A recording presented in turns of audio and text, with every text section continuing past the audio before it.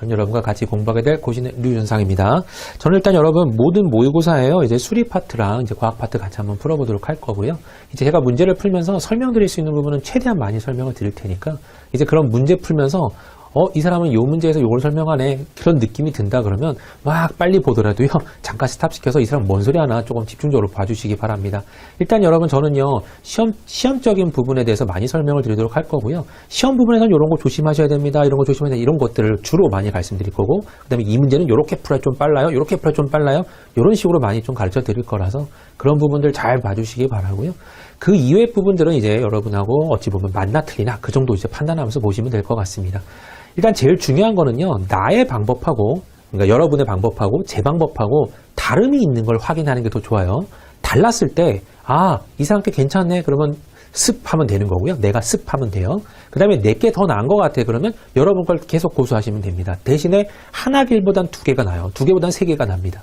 어떤 길로 가고 어떤 길로 가고 어떤 길에 문제 풀이가 있는데 한 길만 알고 있는 사람은 무조건 이게 어렵던 쉽던 그 길밖에 갈 수가 없어요. 근데 이 길을 가려고 했는데 이 길이 굉장히 어려운 길이었을 때 다른 길을 알고 있는 사람은 글로 접근하거든요. 이제 그런 차이가 분명히 존재하기 때문에 나랑 다른 풀이가 존재한다? 그러면 그거는 반드시 알고 있길 바랍니다.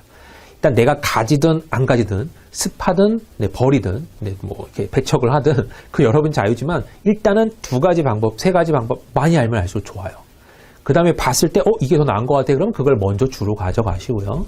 이제 그런 부분들이 존재할 거고 이제 잔소리가 굉장히 많을 텐데요. 잔소리를 하다 보면 이제 제가 제일 많이 드리는 잔소리가 여러분 못 푸는 문제 있죠. 못 푸는 문제는 괜히 잡고 있지 마세요. 너무 잡고 있으면 나한테 도움되는 게 한 개도 없어요. 차라리 그 전에 딴 걸 맞춰요. 그리고 다 푼 다음에 늦지막히 이제 그때쯤 이제 도전하는 겁니다. 하면서 도전하는 거예요. 그래서 맞추면 감사한 거고 안 맞추면 어쩔 수 없는 겁니다. 못 맞추면. 어차피 딴 거 문제 잘 풀었기 때문에 괜찮아요. 그런 거 하나 날라가도. 이런 마음을 갖고 풀어야지 난 이걸 처음부터 처음까지 끝까지 다 맞아야 돼. 막 이런 마음 갖고 풀면요. 절대 시험 잘 볼 수가 없습니다. 제가 여러분 제일 조심하라고 지금 말씀드리는 게 뭐냐면 시험장에서는 나는 이걸 100점 맞아야 돼를 제일 조심해야 돼요. 나는 이걸 통과해야 돼가 우선이지 난 이걸 100점 맞아야 돼가 우선이 아닙니다. 100점 맞을래야 맞을 수도 없을 수도 있어요. 왜냐하면 모든 시험들은 항상 걸리는 게 시간입니다. 시간 싸움에서 절대로 여유 있게 주는 시험이 없어요.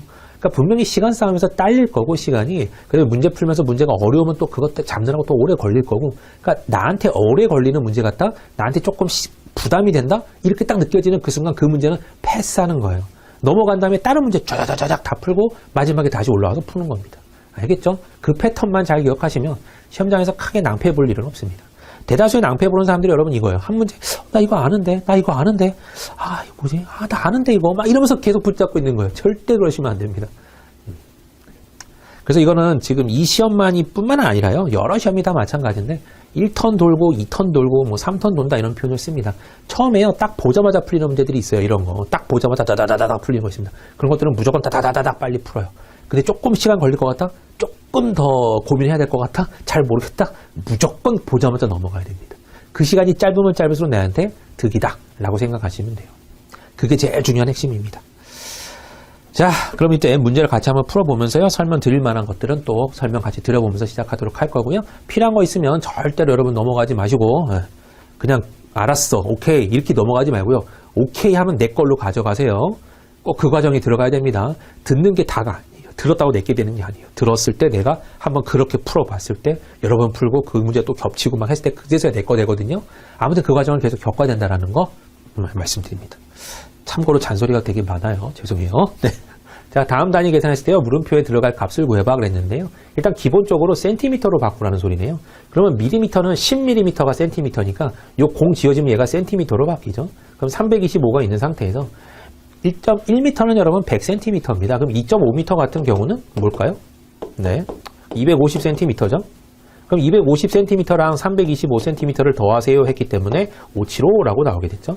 그럼 575cm입니다. 답은 3번 체크하면 되겠고요. 자, 다음 자들의 배열 규칙에 따라서요. 물음표에 들어가 알맞은 숫자를 골라봐 그랬습니다. 지금 문제가요. 4, 8, 6 나오고 38 나오고 2, 9, 4 나오고 22가 나왔는데 도대체 어떤 패턴인지 우리는 알 길이 없지만요. 이 문제들을 많이 풀어본 사람들은 대략적으로 보자마자 감이 생깁니다. 그래서 이게 여러분 어찌 보면 레벨이에요. 딱 문제 보자마자 뭔 소리야? 배열 규칙이요. 얘네 둘이 곱하고 이거 더하는 것 같은 느낌이 들면, 처음부터 그게 들면 여러분 레벨이 많이 높은 사람이고요. 뭔 소리지? 뭐야, 이거 더해야 돼, 빼야 돼, 곱해야 돼. 이런 게 눈에 잘 안 보이는 사람들은 아직 연습량이 부족하다고 느끼시면 돼요. 이거 연습량이 꽉 차이면요, 딱 보자마자 38 근처로 가는 걸 빨리 얘네들에서 찾아요. 더하든 빼든 곱하든 대부분 그런 걸 찾습니다. 정말 진상의 문제도 있는데 일반적인 문제라면 이런 정도에서 곱하기 나누기 빼기 더하기로 해석이 되거든요. 그래서 보자마자 48에 32에다 6 더하면 딱 나오네. 29, 18에서 4 더하면 딱 나오네. 넌 끝났어. 44, 16에다가 8 더하면 24겠구나. 답안에 있기만 하면 감사합니다. 4번 체크하는 문제죠. 그래서 이 문제는 자, 수추리라고 하는데요, 여러분. 네, 수에 대한 추리잖아요. 수추리라고 하는데 수추리는요, 여러분 딱 10초예요. 10초 동안 해결이 안 돼? 그럼 못 풀어요. 거의 못 풀어요. 그럼 그 문제는 넘어가는 게 맞습니다. 돌다가 결국 다시 돌아와서 다시 풀 수도 있을 수도 있어요. 그러니까 그걸 기대하되 얘를 처음부터 내가 다 풀고 넘어가야 절대 안 됩니다. 제가 이런 거 여러분 한번 당해본 경험이 있어서 그래요. 저는 이때 수출이 내가 나름 수학을 좋아하는 사람인데라고 하면서 제가 흔히 말하는 잡벅을 했습니다. 잡벅하고 수출이 딱 덤볐는데 안 풀려요. 그러니까 괜히 열이 받는 거예요. 막 혼자 어쭈 이러면서 열이 받는 거죠. 그러니까 내교만에 내가 당한 케이스예요. 어찌 보면요. 안 풀려요. 내가 도저히 생각해도 안 풀리는 문제들이 있습니다. 그러니까 그런 문제가 등장할 수 있기 때문에 딱 고민해서 10초 동안 고민해서 내가 모르겠다 싶으면 넘어가야 돼요. 알겠죠? 10초 이상 고민하면 이 문제는 시간 낭비 제대로 한 겁니다. 절대 그러시면 안 돼요. 네. 자, A와 B가 가진 돈이요 5대 4라고 했습니다. B가 2,000원 갖고 있다? 굉장히 쉬운 문제죠. 5대 4인데 B가 2,000원을 갖고 있대요. 그러면 A는 얼마니? 이런 문제입니다. 비례식 문제죠. 이거 곱한 것은 이거 곱한 거랑 같더라. 그래서 4 곱하기 동그라미는 5 곱하기 2,000이니까 10,000원 나오게 되는 거고요. 나눠주시면 동그라미는 2,500원이야 라고 나오게 되는 문제죠. 네, 답은 1번입니다. 그냥 비례식에 대한 엄청 쉬운 문제입니다. 자, 그 다음에 A 레스토랑은요, 샐러드, 피자, 스파게티 3가지 메뉴를요, 세트로 묶어서 판매하고 있는데, 샐러드는 8,800원, 피자는 16,000원, 세트 가격은 32,400원이라고 합니다. 네. 그러면요, 이게 세트가 3개가 합쳐서 그런 개념이겠죠? 그러면 지금 8,800원하고 16,000원하고 지금 안 나와 있는 게 뭐냐면 여러분 스파게티예요. 스파게티를 X1이라고 했을 때 이 금액에 세트 가격은 각 메뉴 가격을 합한 금액에 10%를 할인한 금액이야. 그럼 여러분 10%를 할인했다라는 소리는요. 90%를 받겠다라는 소리죠. 그죠? 그러면 90%를 내가 받을 거야. 이 금액의 90%는 여러분 0.9입니다. 그거 했을 때 여기가 32,400원이 나온다는 소리죠. 이 녀석만 여러분 0.9를 빨리 나눠버려요. 그러면 답이 쑥 하고 나올 겁니다. 공 하나 넘겨서 공 하나 붙이죠. 나눠줄게요. 그럼 9, 3, 27에 54니까 36,000원이었어 라는 소리입니다. 그럼 더했을 때요. 이거 더해주면 24,800원. 그럼 이 녀석 더해줬을 때 11,200원이면 답이 나오겠죠. 답은 그래서 여기서는 3번이요 라고 나오게 될 건데 여기서도 조금 더 빨리 풀려면요 여러분 이쪽이 지금 깔끔하게 000으로 나오잖아요. 이거 보면 끝자리 3개가 다 달라요. 600, 200, 080, 700 다 다릅니다. 끝자리 3자리 갖고 구하는 방법인 끝자리 판별법이라는 개념도 있어요. 그럼 여기서 800하고 600 더해주면요. 네, 이거 16,000원이죠? 네, 800하고 000 더해주면 끝자리가 800으로 끝나는데 얘는 000으로 끝난다? 아, 그럼 이 녀석의 끝자리는 200원으로 끝나야 되겠군. 답은 3번이겠군. 이렇게 해도 구할 수 있습니다. 그게 조금 더 빠르겠죠. 이 계산도 안 해도 되고, 네. 그죠? 그러니까 그런 방법도 무조건 쓸 수 있으면 쓰는 거예요. 지금 이 문제는 네, 쓰나 안 쓰나 비슷할 것 같긴 합니다만 아무튼 쉬워서요. 자, 계산하는 문제만 나오면 정말 쉽습니다. 경쟁사인 A통신사, B통신사 인터넷 요금이 다음과 같다. 요금이 같아지려면 인터넷을 한 달에 몇 분 사용해야 되냐 이랬잖아요. 자, 그러면 얘는 기본료가 10,000원이고 기본료가 5,000원인데 얘는 사용요금이 10원하고 20원이에요. 그럼 여러분 쫓아간다라는 개념이죠. 얘가 요금이 같아진대요. 그럼 얘는 1분당 10원씩을 더 내고 쓰는 거예요. 대신에 이제 기본 요금은 5,000원이 깎였고, 그럼 5,000원어치를 어찌 보면 요 10원씩 갚아 나가는 개념이죠. 비싼 거긴 하지만 10원씩 어찌 보면 갚아 나가는 개념입니다.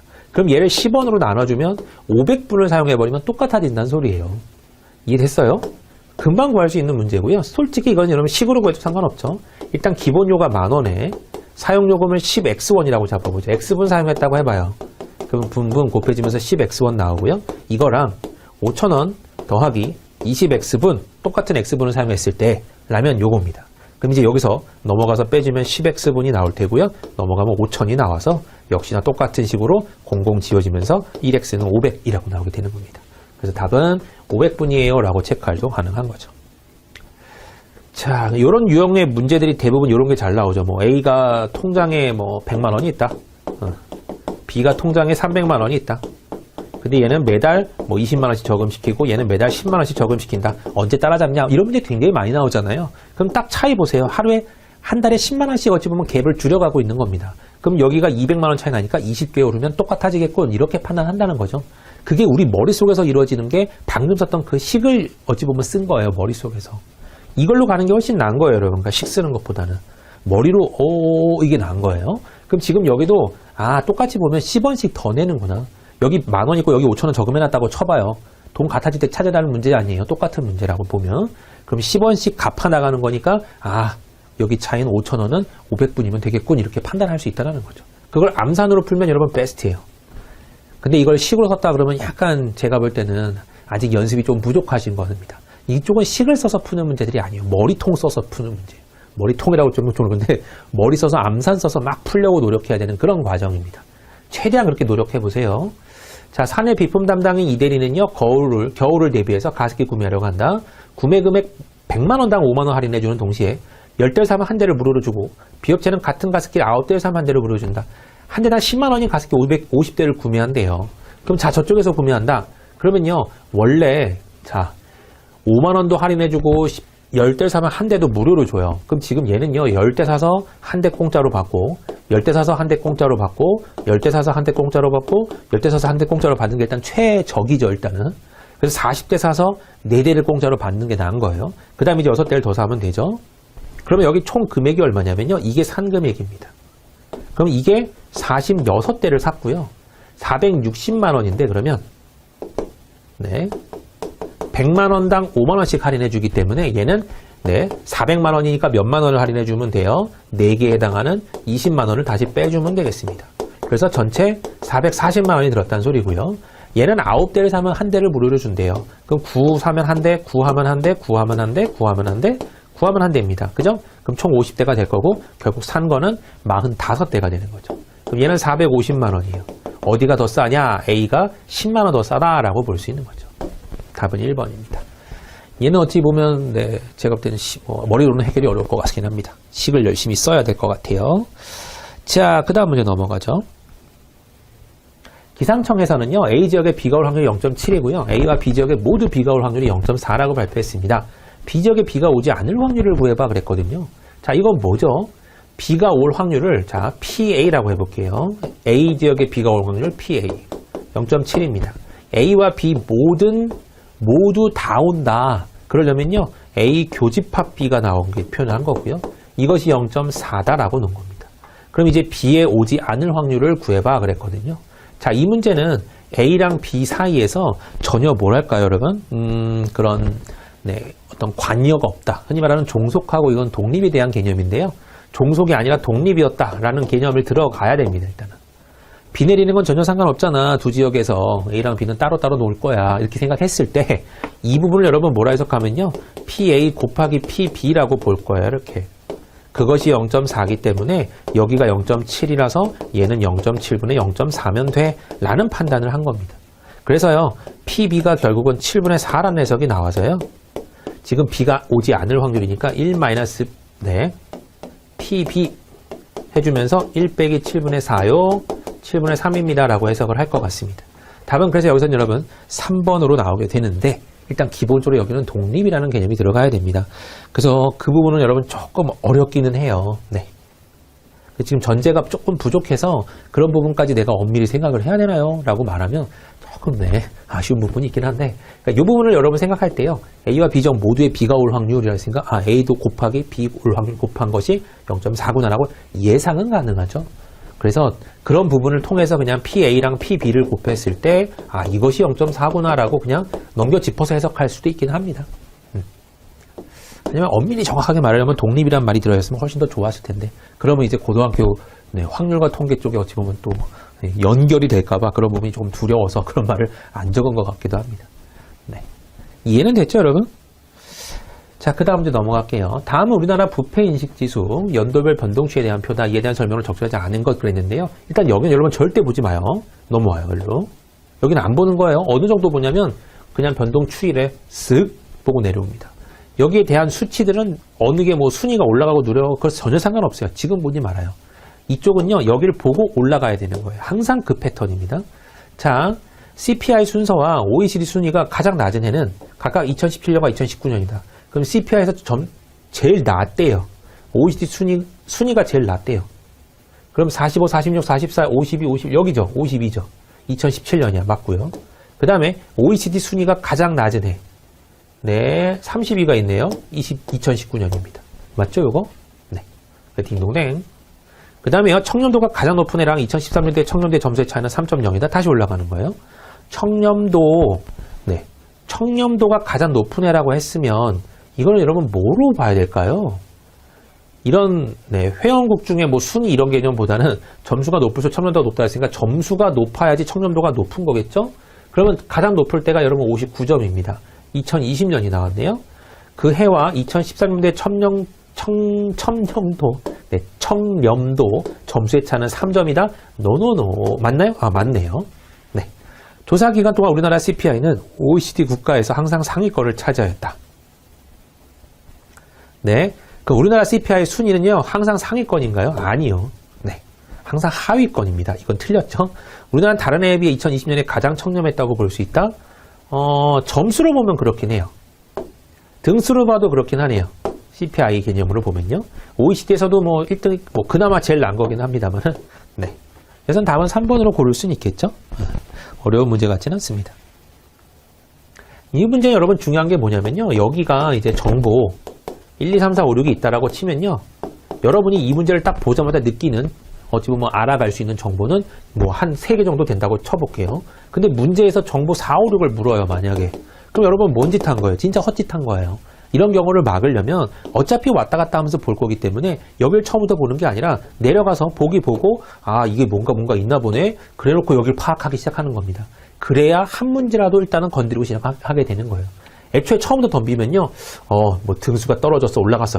알 길도 없고 외울 길도 없고 그렇지만 시간 소비는 됐던 것뿐이라서 무조건 여기 보고 올라가세요. 이건 습관이 돼야 됩니다. 그리고요. 아닌 것 있죠. 틀린 것 고르세요. 이런 것들은요. 뒤쪽 거에 답이 생각보다 많아요. 그래서 이런 문제 보자마자 보기를 여러분이 땡기는 것부터 봐도 상관없습니다. 이제 좀 레벨이 올라가면요. 여러분이 딱 보자마자 아 이거는 왠지 뭐 4번이 땡겨. 왠지 3번이 땡겨. 이런 식으로 내가 나름의 보기 선택 그 취향이 생길 겁니다. 문제 가운데요. 항상 틀린 언어들이 존재하고 항상 광호하다라고 표현을 하죠. 항상 이런 게 있어요. 말 쓰는 것 중에 항상이라는 말이 나오죠. 이건 정말 광호해요. 나만 오라 막 이런 거예요. 그죠? 매년, 매해, 매시간, 매분 막 이런 거 있죠. 매라는 말도 광호해요. 다른 건 절대로 허용하지 않겠다라는 표현입니다. 그 다음에 네, 지속적으로란 말도 있어요.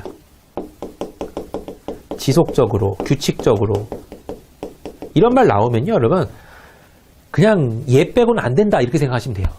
그러니까 다른 거에 허용, 그러니까 한마디로 네, 다른 거에 허용을 절대 안 하는 말들입니다. 그런 말들이 만약에 보기에 고이면 자, 항상 이런 거 있죠. 보이면 일단 부정적인 생각이 확 올라와야 돼요. 아닐 텐데. 이렇게 생각이 들어야 됩니다. 그럼 보자마자 여기서도 골라야 되네. 봐야 되겠군. 3.1에 봐야 되네. 확인해 봐야 되네. 항상 상위권을 차지했다. 항상 약간 그래요. 가장도 그래요, 여러분. 가장은 얘가 최고야라는 소리잖아요.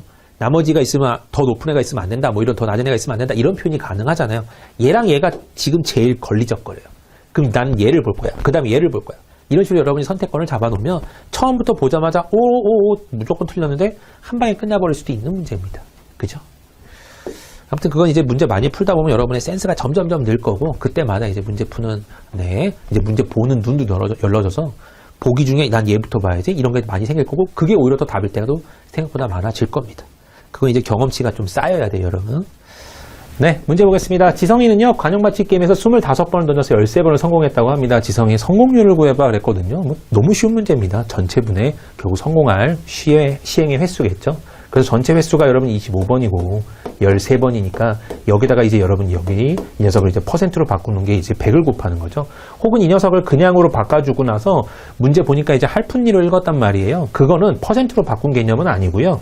여기서 이 녀석을 실제로 그냥 소수화시킨 겁니다. 근데 소수화시키기가 약간 어려워서 여기다가는 위아래다가 4배를 해주는 게 일단은 편한 내용이죠. 요거 곱하기 100 하는 거는 퍼센트화 시키는 거예요. 근데 지금 보기 상태가 퍼센트화가 안 됐기 때문에 그냥 이거는 처리하지 않고요. 곱하기 4 곱하기 4를 해버리면서 100분의 52 이렇게 나오게 하고요. 이걸 소수화인 0.52를 만들어 주는 겁니다. 그리고 여기를 우리가 읽을 때 할이라고 읽고요. 여기를 푼이라고 읽고 그 다음 자리를 리라고 읽고 혹시 모르니까 그 다음 자리는 모라고도 읽습니다. 그래서 얘는요 5할 2푼이네 라고 볼 수 있는 겁니다. 네, 그래서 5할 2푼 답은 1번으로 체크할 수 있겠습니다. 네, 길이 20cm인 테이프들에요. 각 끝 3cm에 풀칠을 해서 연결했더니 전체 길이가 224가 되었어 그랬거든요. 이거 여러분 그림만 잘 그려놓으면 굉장히 쉬운 문제예요. 자, 20cm 어떤 테이프가 있어요. 근데 여기 3cm를 흔히 말하는 붙어있는 영역으로 쓴다는 겁니다. 요렇게 두 번째 장을 붙이겠다는 소리죠. 똑같이 3cm만큼을요. 척 하고 붙인다는 소리인데 그렇다면 항상 양쪽이 잘리느냐 이렇게 생각할 수 있는데요. 이렇게 보면 문제 생각할 때 굉장히 어려워집니다. 어떻게 생각해도 좋냐면 하나의 일반성을 갖고 계속 계산을 하고 첫 번째 거나 끝에 것만 조금 특이성을 갖고 있어 이렇게 생각하는 게 제일 좋아요. 그럼 얘 같은 경우는요. 자, 여기 끝을요, 여러분, 뭐, 여기 맨 끝에 있는 녀석을 기준으로 잡는다면, 자, 얘도 뭐 분명 여기 3cm는 공유하고 있고, 여기 끝부분이 끝났겠죠? 그래서 여기서 여기까지 길이가 지금 몇이냐면, 224였다는 소리예요. 자, 그러면 여기서부터 세볼게요. 여기서부터 이거를 한 턴이라고 생각할게요. 뭐, 한 덩어리, 뭐, 하나의 어찌 보면, 네, 뭐 이런 단위라고 생각을 하자면, 첫 번째 거 여기 3cm만 내가 나중에 추가로 더해주면 돼요. 여기서부터 여기까지 모양하고 그 두 번째 장에 여기서부터 여기까지 모양하고 쭈루룩 가서 마지막 거에 겹쳐있는 부분 빼고 여기서 여기까지 길이는 계속 공유 이렇게 될 겁니다. 하나의 덩어리처럼요. 그럼 이제 원래 20cm짜리인데 여기 3cm를 뺐기 때문에 여기서 여기까지는 17입니다. 여기도 마찬가지예요. 두 번째 테이프에서도 여기 3cm 겹치는 부분은 빼버리고요. 여기서 여기까지. 그러니까 하나는 위에 거 하나는 아래에 있을 거 아니에요. 근데 우리가 이제 입장으로 봤을 때 위에 거를까지 생각했다는 거예요. 그럼 여기 밑에도 이렇게 연결을 됐다고 치면 여기 3cm는 겹쳤고 이쪽에 있는 3cm는 위에 올라왔으니까 이제 그거는 길이로 계산을 해버리겠다는 소리입니다. 그래서 하나의 덩어리 17, 17, 17짜리로 보는 거예요. 그러면 이제 이런 식으로 쭈르륵 갔을 때 맨 마지막 장도 이 모양하고 똑같이 3cm는 겹쳐도 여기까지는 똑같이 17이 나오게 될 겁니다. 그러니까 이런 식으로 어떤 하나의 단위를 만들어 놓고 개로 반복을 한 다음에 처음 거든 끝이 거든 어쨌든 하나의 특이성만 주면 되는 거예요. 그래서 17짜리가 총 몇 장인지는 모르지만 X장에다가 여기 마지막에 첫 번째 거에 전 특이성이 있었잖아요. 3을 더해줬을 때 그것이 224야 라고 이해를 해버리는 겁니다. 그럼 여기가 221이 될 테니까요. 17로 나눠주면 되겠죠. 17로 나눠주면 여러분 1에다가 51이기 때문에 325 라고 나오게 됩니다. 그래서 테이프의 장수가 13장이네 라는 걸 이해할 수 있는 거예요. 그래서 테이프는 총 몇 개입니까? 13개입니다 라고 체크하실 수 있겠습니다. 네, 그래서 3번이 답이 되겠네요. 네, 다음 문제 볼게요. 기호를 보기와 같이 가정할 때요. 주어진 시계값을 구해봐 그랬거든요. 일단은 여기 쓰여있는 게 여러분 중요한데 A에다가 네모가 2개가 들어갔는데 이거 뭔 소리야? 어렵게 생각하지 마시고요. 이 네모 기준으로 앞에다, 이 네모 기준으로 뒤에다 이렇게 하면 돼요. 그래서 앞과 뒤가 있구나. 그럼 얘는 앞에 거에서 뒤에 걸 빼고 앞에 거에서 뒤에 걸 더하라는 소리고 그거를 또 곱하라는 소리입니다. 그러면 이제 3하고 9가 들어갔기 때문에 3하고 9를 한번 빼래. 그 다음에 3하고 9를 한번 더하래. 그리고 그거 두 개를 곱하래. 라는 해석으로 바꿔치기 가능한 거죠. 그럼 이제 이 녀석은 마이너스 6이 될 거고요. 이 녀석은 플러스 12가 되니까 답은 마이너스 72네 라고 생각할 수 있습니다. 그래서 답을 2번으로 체크하시면 되겠습니다. 네, 다음 문제 볼게요. 다음에 제시된 정보를 토대로 할 때요. A기업의 전체 직원 수를 구해봐 그랬거든요. 자, 모두 시내버스 지하철 타고 출퇴근을 합니다. 59명이고 72명이고 같이 이용하는 사람은 23명이었다. 근데 이제 여기랑 여기는 직원이 포함되어 있다. 결국 이거 여러분 합집합 구하는 문제입니다. 공식 하나 알려드릴게요. A 합집합 B의 개수는 넘버예요. 원소의 개수는 A의 원소의 개수 더하기 B의 원소의 개수에서 두 개의 교집합을 빼면 됩니다. 그림으로 보는 게 조금 더 이해가 쉽게 하겠죠. A랑 B의 합집합이 여러분 여기 전체의 영역인데 이거는 A를 더할 거야. 그럼 여기랑 여기 한 번씩 더해지죠. B를 더할 거야. 그럼 여기 한 번, 여기 한 번이 더해져서 이 한 번을 제거해 줘야 되잖아요. 그래서 여기서 빼주는 겁니다. 그러면 요 영역 한 번씩 더해지게 되는 거죠. 자, 그럼 지금 이 문제는요. 자, 시내버스 이용하는 사람이 뭐 A라고 하면요. 여기가 59명이래. 지하철은 72명이래. 그 다음에 둘 다 이용해서 출근하는 사람은 23명이래 라는 소리입니다. 그래서 두 개를 빼버리면 합집합.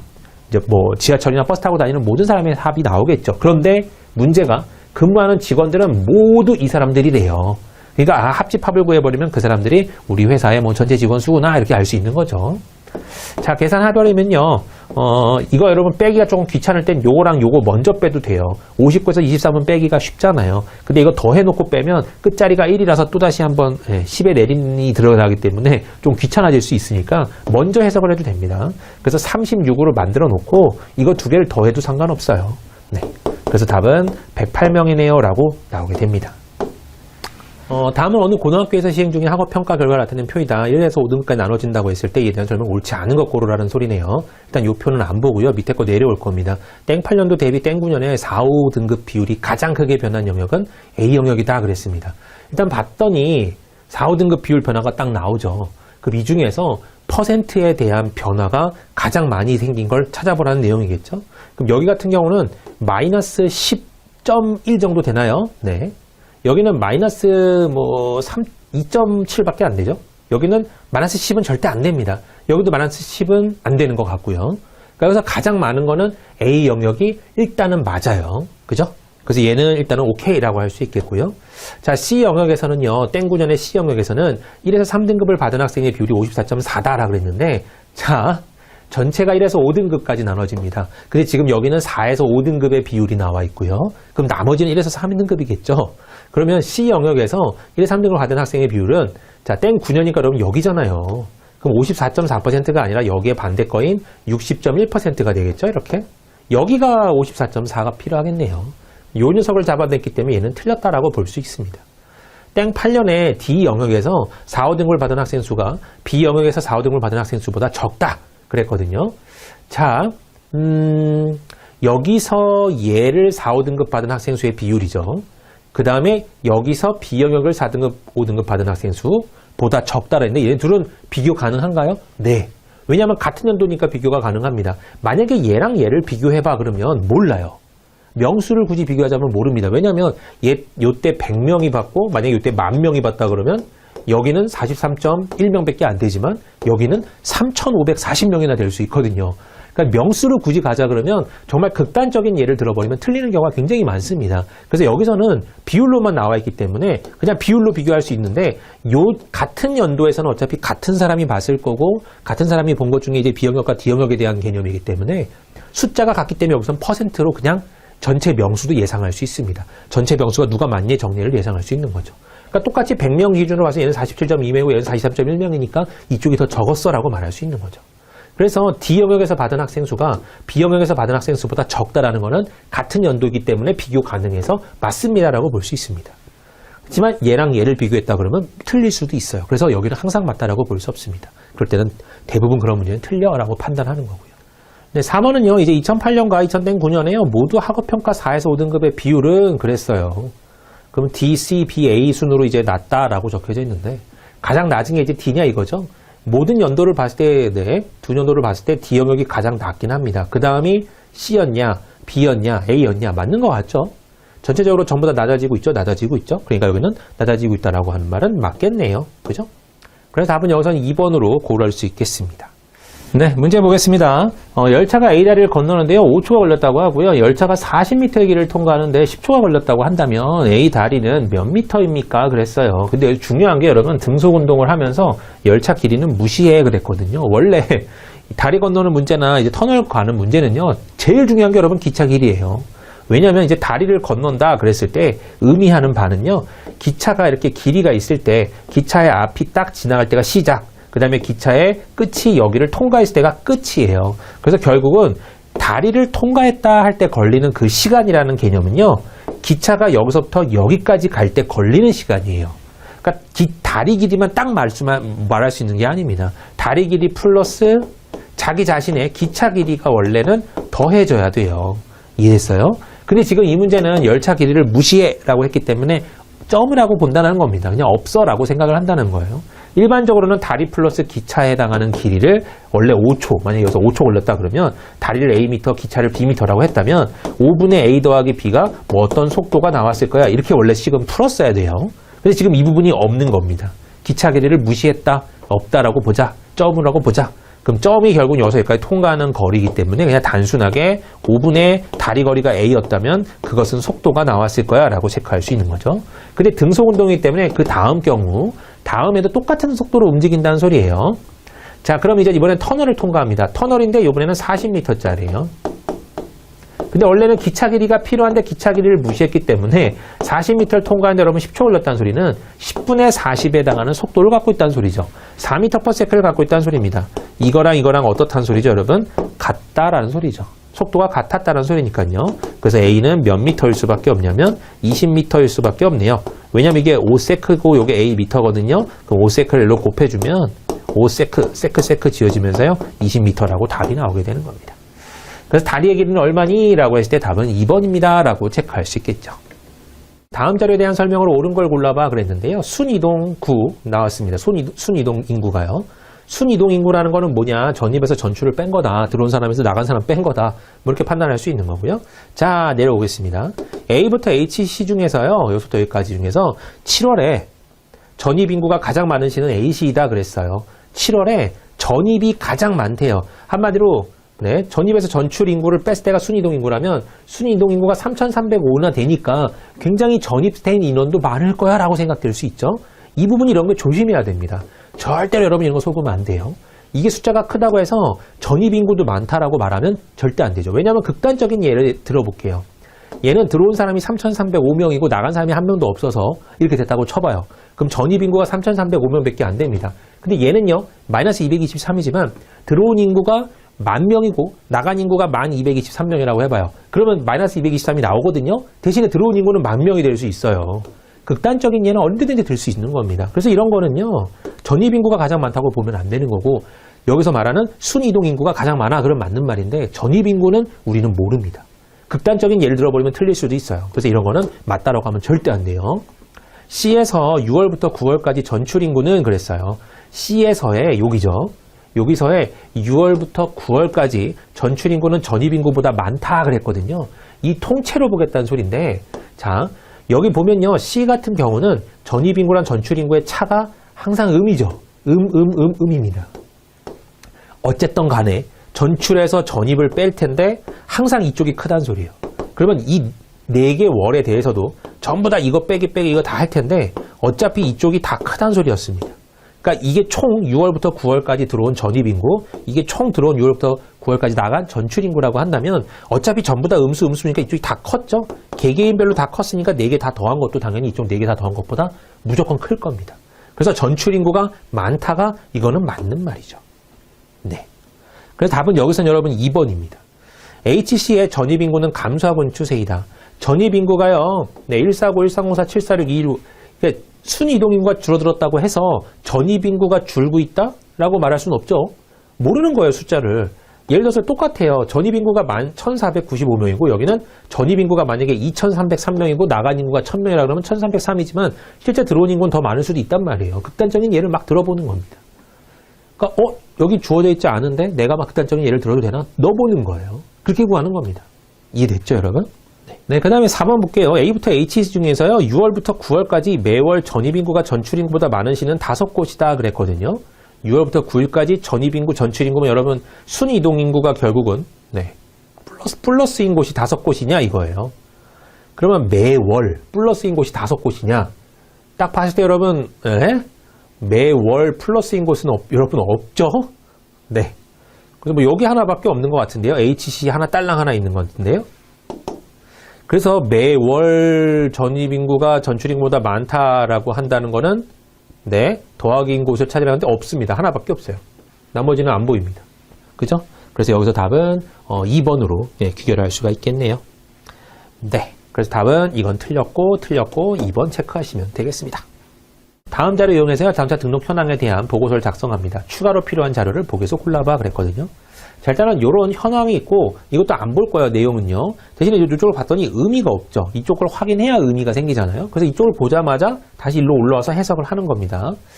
자, 그럼 이제 보고서에 대한 내용이 나왔는데 자동차 등록대세 지역별 순위를 보면 2020년에 서울이 23만 9천 대로 전년에 이어서 1위를 차지했다고 적혀 있고요. 인천이 약 8만 8천 대로 서울의 뒤를 이었다. 광주는 10위를 차지했으며 자동차 한 대당 인구수는 3.6명을 기록했다 그랬거든요. 그러면 추가로 필요한 자료가 뭐냐 이건데 기억은요. 2020년 지역별 인구수입니다. 근데 이런 게 여러분 정보가 있다면 지역별 인구수는 이거 개념으로 보면요. 분명히 구할 수 있어요. 전체 인구분의 전체 인구를 자동차 2, 3구로 나눠줬을 때 그것이 2.9다 뭐 이거잖아요. 지금 해석은. 그럼 이거 일로 곱해버리면 이 전체 인원이 나오잖아요. 서울의 인원, 인천의 인원 각각 나오게 될 겁니다. 굳이 이걸 알 필요는 없고요. 추가로 2019년에 지역별 자동차 등록 대수라는 개념이 있으면 여기요. 전년에 이어서 1위 차지했다잖아요. 근데 전년도는 나와 있지도 않아요. 그죠? 그러니까 이 자료는 필요할 겁니다. 그죠? 그러니까 2019년 전년도 자료가 있어야 이 말에 대한 해석을 할 테니까. 그 다음에 2020년 대한민국 자동차 등록 대수라고 그랬는데 2020년도에 여러분 여기가 뭐 순위가 쫙 나와 있다면 점점점으로 되어 있긴 하지만 싹 다 더하면 나오긴 합니다. 그래서 굳이 필요가 없어요. 그러니까 여기서 추가로 필요한 자료는 지금 여기에 내용이 없었던 니은 정도가 자료로 필요하구나라고 이해될 겁니다. 그래서 답은 여기서 여러분 2번이라고 생각할 수 있습니다. 조금 반대 경우가 많죠, 여러분? 답 고르실 때가 기억 디귿 고르신 분도 있을 수도 있어요. 네, 이건 니은이고요. 자, 다음 문제. 다음은 1인 가구의 주거 환경 만족, 불만족 실태를 조사한 자료고요. 이를 토대로 작성한 그래프죠. 자료 내용과 일치하지 않는 걸 골라봐 그랬습니다. 자, 그럼 요 내용과 지금 일치하지 않는 걸 골라봐 이거죠. 그럼 지금 일단 1번은요. 우리나라 1인 가구 비율은 1985년에 6.7%에서 27.2%로 1915년에 급격히 증가했으며 2025년에는 31.9가 될 것으로 예측된다. 이거 정확히 맞네요. 1인 가구 위험 요소로는 대중교통 이용, 늦은 귀가, 만취기가, 빈집 순으로 비중이 높았다. 그럼 여기는요. 대중교통 이 순서로 비중이 높았다 그랬죠. 이거 순서로 비중이 높았다. 대중교통 이용이 제일 높고 그 다음 만취기가 빈집 이 순서로 비중이 높았다. 이것도 맞는 내용이고요. 1인 가구 거주지는요. 52.1%가 단독주택이고 아파트가 27.6%, 다세대 주택의 거처가 8.0과 8.3인데 이게 8.3이죠. 주택외가 8.0이죠. 여기가 틀렸네요. 그죠? 이 부분 틀렸습니다. 답은 3번이겠네요. 이쪽은 볼 필요가 없죠. 굳이 이런 것 때문에 시간 낭비하지 말고요. 이것도 여러분이 흔히 말하는 잘 땡기는 것부터 보면 되긴 하는데 이건 어쩔 수 없이 우리가 맨날 1번부터 보게 되어 있습니다. 이게 고정관념에 빠진 패턴이에요. 항상 그래요. 항상. 그래서 그 부분은 조금 조심하셔야 됩니다. 그 고정관념을 얼마나 탈피하느냐가 어찌 보면 좀 달라지는 문제가 될 수 있습니다. 자, 그 다음 문제요. 제시된 보기에 동일한 도형은 무엇이냐 그랬습니다. 그럼 지금 이 도형을 내가 여기서 찾아야 돼요. 여러분의 공간감 능력을 확인하는 문제인데요. 생각보다 잘 안 볼 때가 많습니다. 그래서 이럴 때는 가장 긴 줄 기준으로 찾는 게 좋아요. 긴 굵직한 어찌 보면 그런 골격 이런 걸 생각하는 게 좋습니다. 여기 보면요. 여기가 이렇게 3333으로 되어 있죠. 그죠? 3333으로 되어 있어요. 그러면 그런 부분들을 좀 찾아보는데 여기서 3333이 존재하지 않죠. 그죠? 얘는 지금 이어진 것만 3333 이렇게 이어져 있는데 얘는 333까지는 어떻게 됐다고 쳐도 여기 3이 없어요. 그럼 이건 아니란 소리입니다. 그 다음에 여기도요. 3333 이건가? 그 다음에 봤더니 232예요. 232 이건 나쁘지 않죠? 이거 여기 4개짜리 등장합니다. 어라? 이거 비슷한데? 느낌상 비슷해요. 자, 일단 내비두고요. 자, 한 번에 확인하기가 너무 어려워요. 원래 맞는 거 찾는 게 더 어려워요. 일단 틀린 걸 지우는 게 훨씬 더 편합니다. 자, 이 문제는 그림 자체도 여러분 좀 헷갈리네요. 어디가 3333이죠? 이 끝쪽이라고 보자면 이것도 이상하죠. 222 되어 있고 여기 23으로 되어 있고 이거는 한쪽이 무조건 333 이렇게 되어 있어요. 그러니까 이런 부분은 안 보이니까 제거하는 거고요. 얘도요. 333으로 시작해야 되는 부분이 지금 233으로 되어 있습니다. 2333 이런 식으로 2333 그럼 여기는 3333이 있는데 이 부분은 없죠? 이런 거 지워주는 거예요. 그래서 일단 답은 1번이구나 라고 결론을 짓겠지만 해석할 때는 어떤 큰 틀, 큰 모양 이런 거 기준으로 잘 봐야 됩니다. 지금 이 방법만 있는 건 아닙니다. 이 네모를 기준으로 봐도 상관은 없어요. 이 네모를 기준으로 생긴 모양이 얘는 이렇게 생겼고 뭐 이렇게 보면서 하나씩 다 옮겨버리면 되는 거죠. 근데 그런 부분들이 지금 이런 공간감 능력이 뛰어나지 않으면 생각하기가 조금 어렵습니다. 그리고 공간감 능력은요, 이런 공간의 어찌 보면 그런 능력은 타고나야 돼요. 그래서 없는 분도 여러분 중에 있을 수도 있어요. 근데 그런 거를 너무 이렇게 생각하지 마시고 그런 분은 어쩔 수 없습니다. 그럴 땐 이런 흔히 말하는 그어서 보는 방법들, 방금 제가 했던 것들이 그런 방법의 일종이라고 볼 수 있고, 그런 거에서 안 보이네? 솔직히 제가 이게 3333이라고 했지만 3333이라고 해도 이게 답인지 확신이 없어요. 어떻게 생긴지 모르겠거든요, 잘. 그렇지만 이렇게 3333이 아예 안 보이는 것들은 그럼 아예 모양새가 없네. 이렇게 판단 가능하잖아요. 그래서 웬만하면 이렇게 굵직굵직한 단어들로 이어가는 그 루트까지 연결되어 있는 게 있느냐 일단 그 정도는 확인을 해보고 3333이 있는 게 두 개가 있어요. 그럴 때 이제 고민을 좀 해야 될 겁니다. 그럴 때 이제 조금 더 많은 머리를 써야 되겠지만 그거는 제가 볼 때 이쪽 머리가 있어야 돼요. 그때는요. 그러니까 최소한의 어찌 보면 그런 거랑 상관없이 아예 그런 공간의 능력이 없는 사람일 때 이런 333에 그냥 이렇게 봤을 때 이런 것이 틀렸다 그러면 틀렸다고 볼 수 있는 거니까 말 블라블라 하네요. 아무튼 문제 가운데 여러분 이런 문제가 등장했을 때는 큰 틀을 일단은 구격적으로 본다. 능력이 되는 사람은 그냥 돌려봐라. 근데 돌리지 못하는 사람들은 이런 식으로 줄을 그어가면서 파악해보세요 라는 게 어찌 보면 저의 해석입니다. 네. 너무 여러 가지 해석이 나올 수 있어요.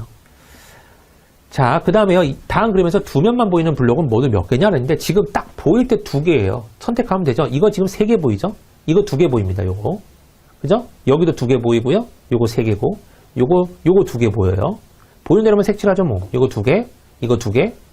그죠? 요거 한 개고, 여기도 한 개고, 요거 두 개죠? 요쪽 거. 그 다음에 얘도 두 개. 끝났습니다. 그럼 몇 개죠? 하나, 둘, 셋, 넷, 다섯, 여섯, 일곱 개죠. 네. 그죠? 총 7개입니다. 답은 그래서 2번 선택하시면 되겠습니다. 네. 자, 그 다음은요, 이제 다음 그래서 쌓기 위해서 필요한 블록의 개수를 구해봐 그랬거든요. 자, 이렇게 보이지 않는 뒷부분의 블록은 없대요. 보이는 게 다래요, 여러분. 뒤쪽에 뭐 쌓아져 있는 거 그런 거 없다고 합니다. 그러면 자, 여기가 4층, 여기가 4층, 여기가 3층이고요. 여기가 2층, 2층, 2층이고요. 여기가 1111, 1111입니다. 이렇게. 요거 세면 돼요. 그럼 4층짜리가 2개, 3층짜리가 1개, 2층짜리가 3개죠. 그 다음에 1층짜리가 하나, 둘, 셋, 넷, 다 열고 8, 9개입니다. 네, 이렇게 더해주면 되겠죠. 그러면 11에 20에 26개요 라고 말하면 되겠네요. 답은 3번이요 라고 체크할 수 있겠습니다. 자, 그 다음 문제 넘어가. 다음 보기에서 제시된 도형 3개를 합쳤을 때 나오는 모양으로 적절하지 않은 것 그랬어요. 이제는 뭐 테트리스 같은 모양인데 이거 여기다 놓고 이거 뒤집어서 놓고 네모 놨다고 합니다. 괜찮죠? 네. 얘도 괜찮고요. 근데 혹시나 얘는 이런 모양이 나올 수 있나요? 네. 뭐 나올 수 있긴 하죠. 네. 나올 수 있습니다. 얘는요. 얘는 왜 틀렸나요, 여러분? 네. 요게 여러분 지금 F 모양이죠? 모양이 자체가 틀려버렸네요. 3번입니다. 네.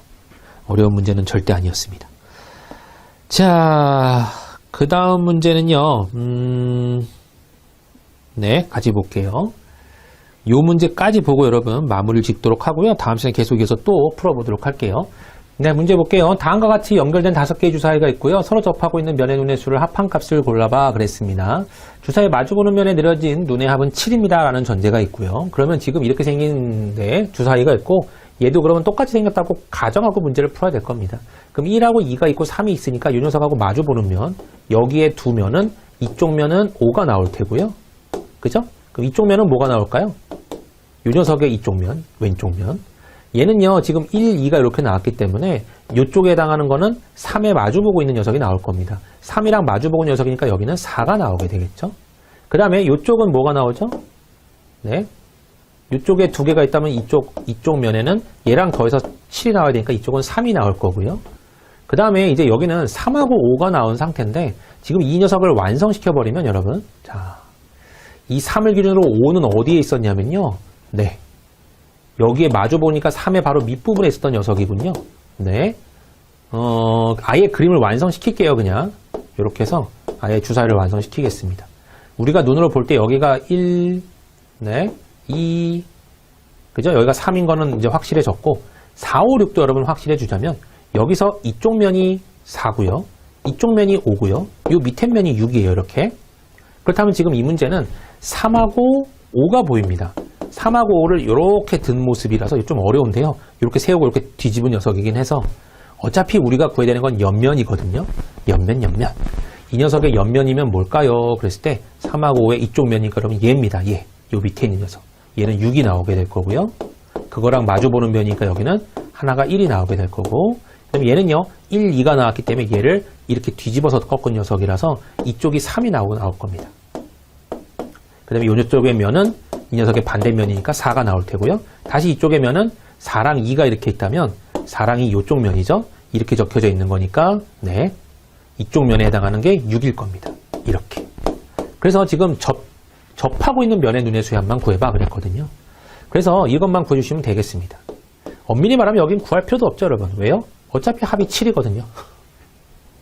그냥 볼 거 없어 7이야. 여기서 이쪽 면하고 여기에 이쪽 면만 한 면씩만 구해놓으면 돼요. 그게 5랑 6이었습니다.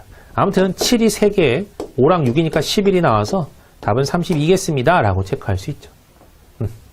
그래서 3번으로 체크가 가능하겠습니다. 네, 여러분 수고하셨고요. 다음 문제부터는 다음 시간에 계속 이어서 풀어보도록 하겠습니다. 감사합니다.